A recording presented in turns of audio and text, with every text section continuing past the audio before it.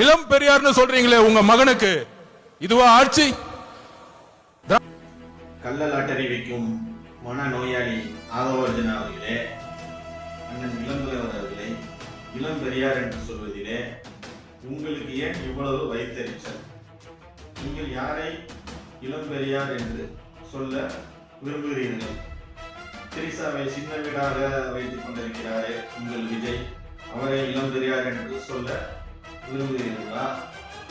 திருப்பரங்குன்றம் விவகாரத்திலே வாய் மூடி கைகட்டி அமர்ந்திருக்கின்றாரே உங்கள் விஜய், அவரை இளம் பெரியாரே என்று சொல்ல விரும்புகிறீர்களா?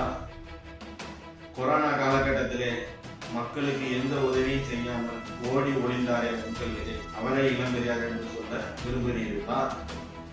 இல்லையென்றால் வெள்ள காலகட்டத்திலே மக்களுக்கு எந்த உதவியும் செய்யாமல் வீட்டுக்குள்ளே முடங்கி கிடந்த உங்கள் விஜய் அவர்களை இளம் பெரியார் என்று சொல்ல விரும்புகிறீர்களா? மனநோயாளியை போல் ஆதவர்ஜன் அவர்களே, மனநோயாளியை போல் பேசாதீங்க, கொஞ்சமாவது சிந்தித்து பேசுங்க.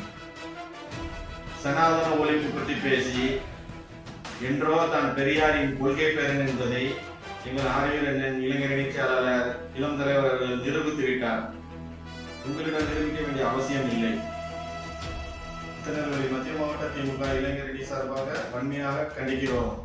இளந்தலைவர் வழியில் வழக்கறிஞர் மாயா. நரம்புகள் துடிக்குது, களம் இறங்கு.